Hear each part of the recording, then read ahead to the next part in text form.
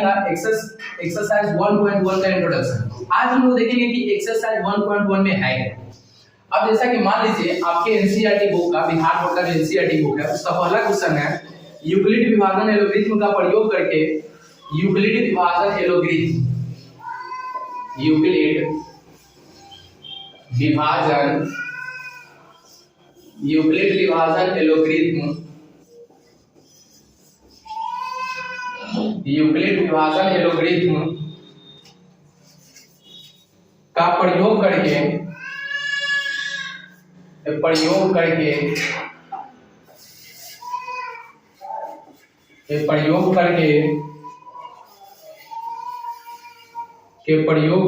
HCF ज्ञात करें, HCF ज्ञात करें। इसमें टोटल 2 क्वेश्चन है। क्वेश्चन नंबर 1 है, क्वेश्चन नंबर 1 आपका दिया हुआ है 135 और 225। क्वेश्चन नंबर 1 है आपका 135 और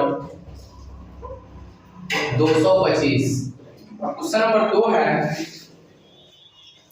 196 और 38,220, 38,220। और क्वेश्चन नंबर 3 है 867 और 255। ये 3 टोटल क्वेश्चन आपका दिया हुआ है एनसीईआरटी में। इसमें आपको क्या करना है, इसको निकालने के लिए आपको क्या करना है कि यूक्लिड विभाजन प्रमेय का प्रयोग करके आपको क्या करना है कि तीनों का क्या निकाल देना है, HCF निकाल देना है।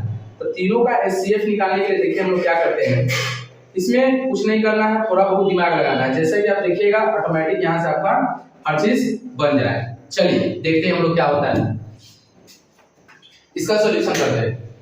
क्वेश्चन नंबर 1 आपका है, आपको हम कल ही बताए हुए थे कि अगर हम मान लीजिए कि क्वेश्चन नंबर 1 को सॉल्व कर रहे हैं। क्वेश्चन नंबर 1 हमारा क्या है 135 और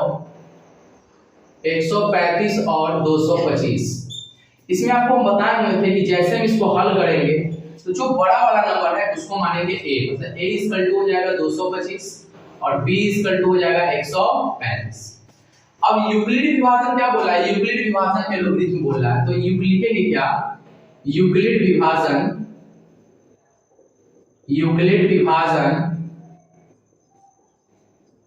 एलोगरिथम से।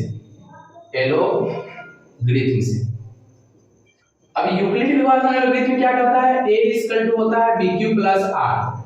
अब बोले हैं कि इसमें जो बड़ा वाला वैल्यू है हमारा a का वैल्यू है और जो छोटा वाला वैल्यू है हमारा b का वैल्यू है।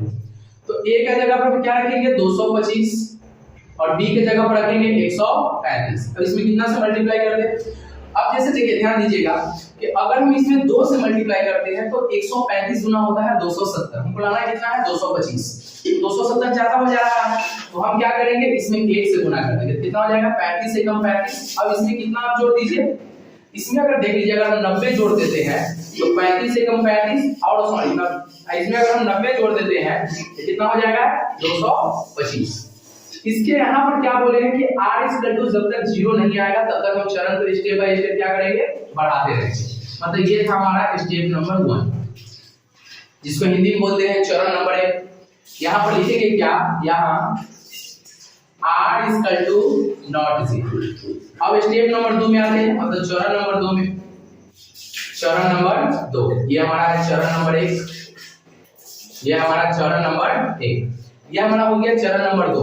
तो चरण नंबर 2 में क्या करना है, जो b का वैल्यू है वो हमारा हो जाएगा a और जो r का वैल्यू हो जाएगा है वो हमारा हो जाएगा b। अब कितना से मल्टीप्लाई करेंगे फिर 1 से, क्योंकि 90 गुना होता है 180।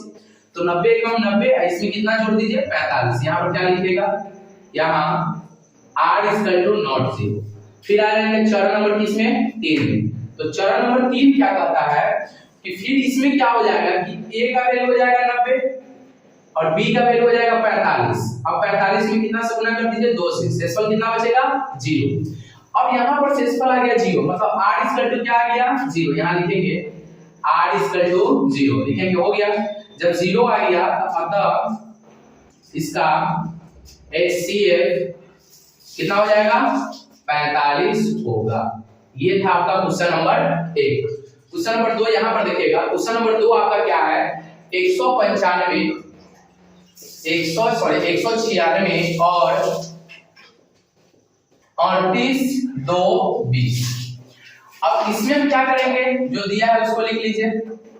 दिया है a इक्वल टू दे दिया 29 2 20 और b इक्वल टू दे दिया 196। बोला क्या है, यूक्लिड विभाजन एलोगरिथम। तो लिखेंगे यूक्लिड विभाजन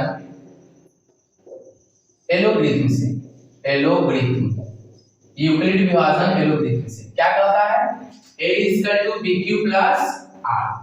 अब बोला क्या a equal to bq plus r, तो a की जगह पर कितना रखेंगे 38 2 20 इक्वल टू b की जगह पर कितना है 196। अब इसमें कितना से गुना करेंगे, तो आप इसमें गुना कर दीजिए 195 मतलब 195 से, तो शेषफल इसका बचेगा 0। डायरेक्ट यहां लिखेगा, यहां r इक्वल टू 0। स्टेप 1 में ही इसका एचसीएफ आ गया और एचसीएफ हमारा क्या हो जाएगा 196 मतलब 196। तो लिख दीजिएगा अतः इसका एचसीएफ 196 होगा। ये हो गया आपका क्वेश्चन नंबर क्या 2। अब आते हैं क्वेश्चन नंबर 3 में, यहां पर ध्यान दीजिएगा क्वेश्चन नंबर 3। क्वेश्चन नंबर 3 क्या कर रहा है, 867 और 255। 867 और 255 में क्या हो जाएगा, अब इसको हम कितना से मल्टीप्लाई करें। अब जैसे मान लेते हैं, अगर हम देखते हैं तो 6 से मल्टीप्लाई इधर रफ में करके देखते हैं, 255 6 तो 6 5 30, 6 5 30 3 33, 6 दूना 12, 3 कितना हो जाएगा 15। तो ये हो जाएगा कितना, बहुत हो जाएगा 6 से मल्टीप्लाई करने पर। आप कम करो, आप मान लीजिए 3 से कर दो।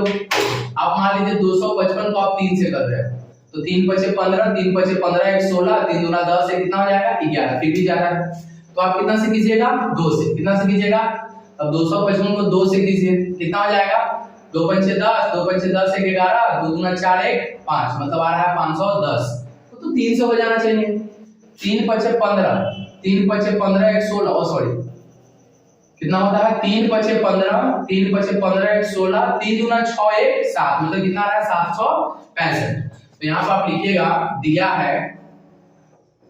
है a इक्वल टू 867 और b इक्वल टू दे दिया 255। यूक्लिड विभाजन एलोगरिथम, सेम वही भाषा है, यूक्लिड विभाजन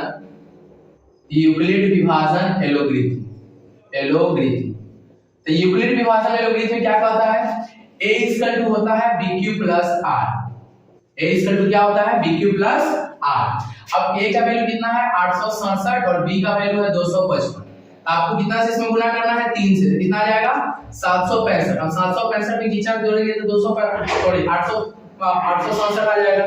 तो 765 में आप क्या करो 102 को जोड़ो, 102 को जोड़ देंगे तो आ जाएगा कितना 867। यहाँ पर क्या लिखेगा, ये हमारा है चरण नंबर 1। ये हमारा कितना है चरण नंबर 1। अब चरण नंबर 1 ये हमारा हो गया। अब यहाँ पर क्या करना था कि r इक्वल टू 0, लेकिन यहाँ पर तो r इक्वल टू 0 आया नहीं है, तो यहाँ पर भाषा वही लिखेंगे, क्या लिखेंगे यहाँ r इक्वल टू नॉट 0। फिर हम क्या करेंगे, स्टेप नंबर 2 में चलेंगे, मतलब चरण नंबर 2 में।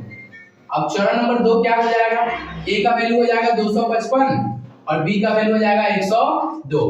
अब आप इसमें कितना क्या कर दो 2 से गुना कर दो, 102 गुना कितना हो जाएगा 204।